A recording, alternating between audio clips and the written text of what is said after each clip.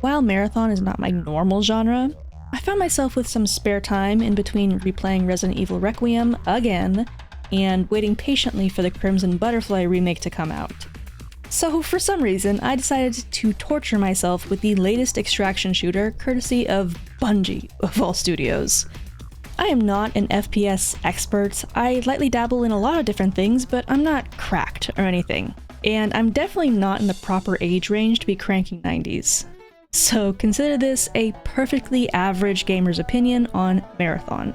If you're in a higher skill cap, make sure to take this with an extra grain of salt. That said, I have several positive opinions and criticisms on the game that have nothing to do with me being unable to survive in Dire Marsh for 15 fucking seconds.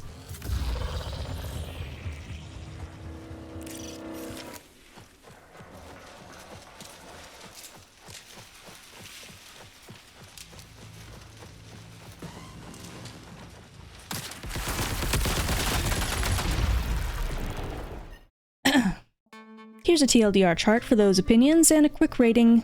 I found it mid, so I'm giving it a mid-grade 5 out of 10. I feel like there are a couple of balance things that could be changed and would easily raise that 1 or 2 points, but we'll get into that later. I opened this video saying that this genre is out of left field for me, and that is very true. But if you didn't know, Marathon is based on a game trilogy that Bungie released back in the 90s called Marathon, and Marathon 2, and Marathon Infinity. All three were single-player, science fiction, first-person shooters, basically cosmic horror adjacent, involving a rogue AI. So the roots are horror-ish. How the hell did we wind up being a live service PvPvE extraction shooter? Who knows? Money. Probably. Anyway, the story of Marathon, the 90s game, is centered around defending the UESC starship named Marathon, which is in orbit around the planet Tau Ceti 4. In Marathon the Extraction Shooter, we are on Tau Ceti 4 and looting the remains of that lost Marathon colony. The ship Marathon, not the game Marathon or the other game Marathon. Really wish some of this was named differently, but I was not put in charge of that, so. We are what is called a runner, formerly a human who has given up their body to become a remote consciousness, allowing us to pilot robotic shells without an actual risk of permanent death, thus justifying being able to die and still do another run. We just get a new shell, although surely I've made a dent in the universe's shell supply, keeping the industry alive and well single-handedly. There are classes of shells and each have different skills. Although not many skills are direct damage, they're mostly just utility, such as dropping smoke or reducing your heat meter usage, which is the stand-in for stamina. You can enter a run as a solo player or up to a team of 3. I played all of my runs solo and it is brutal. They're bloodthirsty down there. I didn't encounter almost any friendly players, which in turn made me not friendly to players either. Except this one guy. He can extract in my smoke. That's okay. That Arc Raiders Kumbaya thing does not exist here. This shit is on site. Regarding the gunplay, the guns themselves were okay. Nothing terribly interesting, but all serviceable. The actual firing feels good, it's very tight and responsive, and what I expect from Bungie. While Destiny 2 certainly has its issues, I never considered the gameplay to be one of them, and that stays true in Marathon. There are a few complaints I have though, starting with the time to kill being so stinkin' low. If you are caught unaware, and a player sees you before you see them, you are genuinely cooked. And there's a shell that makes you invisible, which, alright bro, hide and seek for the advanced, I'm in. I feel like increasing the base shield amount could go quite a ways towards improving the TTK. Secondly, mobility is seriously lacking in this game, barring one shell Vandal who has a super slide and a double jump. I can't say for sure whether or not there's something late game you can unlock for more mobility, but my whole experience, I was moving with geriatric finesse. Which kind of, leads me to upgrades. There are several factions or companies who have vested interest in what's found in the colony ruins. They will contact me through their aura farming agents with quests they want me to complete during a run. Completing these quests grants me experience for that faction in particular, which in turn unlocks nodes in that faction's skill tree that I can gain access to with credits and raw materials I collect on Tau Ceti 4. Each faction has different interests which determine their quests. For instance, one is only interested in PvP, one is interested in the flora and fauna and wants, like, biodata scans, another just likes chaos against the UESC occupying forces, aka the enemy NPCs. Really quick aside about the UESC, I think the bots are too strong or too numerous, one or the other. It is hard for me to really say that with confidence because I did play solo and it's probably balanced for groups of 3, but still, it is silly how often they respawn. I was trying to do one single quest where I have to find this mushroom to scan. I cleared out runners, cleared out robots, started looking for a fun guy. But before I ever found it, 3 more groups of robots spawned. I mean, isn't that a little silly? Come on. Back to general faction discussion, while I liked the differentiation between them, I once again have issues with the implementation. Namely, the way it's set up is terribly grindy, and secondarily, the rewards aren't even that interesting. The grind is absolutely real in Marathon, especially because you are only able to take one quest at a time when you go into a run. On top of that, there are quests that obviously are going to take more than one run.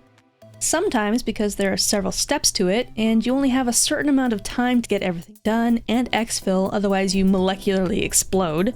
But other times there are quests that have requirements impossible to do in one shot. For instance, kill 10 enemy runners. Fine on its own, but my understanding is per run there are no more than 6 teams put on Tau Ceti 4. I'm playing solo, and you get put with other solos when you do that. So I would have to kill every single other runner in order to get that quest finished in a minimum of 2 runs. During those runs, I then have no quests that I can do for the other factions. I'm handcuffed to this one. And you're telling me every 3 months you're going to do a wipe, completely reset everyone's progress, and you expect me to do this amount of grind every fiscal quarter? I mean, no, I'm not going to do that. And then, at the end of it, you get to spend your hard-earned, blood-soaked credits on unlocking the ability to buy something in the equipment store. Or plus 10 fall damage resistance. Whatever that even translates to. It's all kind of boring. I'm running out of ways to smoothly transition my thoughts together, so I'll just throw up the rest of my positive opinions right here, and then we'll discuss the other negatives. I can understand that this color palette with bright neon pops in an otherwise drab landscape is probably divisive, but I personally am a fan of it. It does have the downfall of making my character stand out against those neons, but I still like it. I don't know. On launch, there are already several shell classes for some diversity, and there are 3 different maps. That's a good amount of content to keep it fresh, for a while at least. I also like the system of item boxes that you can get for free from the store that gives your run random equipment. While it's never high-tiered equipment, it makes the anxiety of running out of weapons a non-issue, even if you have nary a credit to your name. And that's the end of the positives. Hope you enjoyed it. Hope you had fun. As I mentioned earlier, Marathon is made by Bungie. Most people I talk to about Marathon, they are reluctant to even try the game because of Bungie. They have a history of mismanaging their games and have already had issues with Marathon before it ever came out. Their most well-known blunder goes back to their last game, Destiny 2. See, currently D2 is free to play, but it was not always that way. On launch, players had to buy it. When Bungie decided to transition it to free to play, they made the baffling decision to wipe the content that already existed, relegating it to what is called the Destiny Content Vault, which may as well be the Mariana Trench for all that we're ever going to see those storylines again. To reiterate, they removed paid content from the game. People paid money for that and are likely never seeing it again. the Hindenburg disaster was more well received. But point is, everyone hated it, and to this very day, players don't trust Bungie, which may change if Bungie could stop proving that they are actually bumbling idiots when it comes to management. A year ago, before Marathon was ever out, Bungie got caught up in a scandal for stealing art and using it in the game without the artist's permission or compensation. And it's all true, they admitted so themselves after investigating it. They did eventually resolve it, though the terms of that aren't public. What we do know is that this artist is listed in the credits as a visual design consultant. Yeah, dude, I guess so. As a general rule of thumb, I don't like it when a game I've paid money for has a battle pass. Just really milking me for every dollar I'm worth, huh? Much like D2 was originally, Marathon is a paid game. Foreshadowing? Maybe? I don't know. We'll see. This game ran me 40 USD, almost enough for me to not want to try it at all. And then I get in there and there's a goddamn battle pass and microtransactions and wow! I understand when free-to-play games have to do this monetization dance, but I already paid you for this. Last thing I'll say about Marathon, I do not foresee this being able to entertain me for long. Especially not when they want me to do it all over again in 3 months.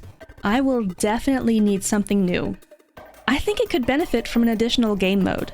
A PvP arena could easily be done. Make it a 3v3, stick them in some cyberpunk professional tag court. Simple. What I would really prefer is some PvE raids. That was easily my favorite part of Destiny 2, and selfishly I would like to see that here, but I doubt they'll ever do that. Taking a step back, and with a broad look at it, very few of my issues are regarding the actual gameplay, like actually in a run.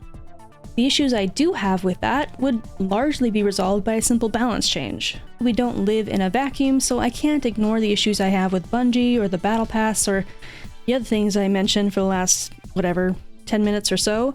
And sadly, I'm already kind of bored with it. I definitely don't see myself playing it past this season's wipe.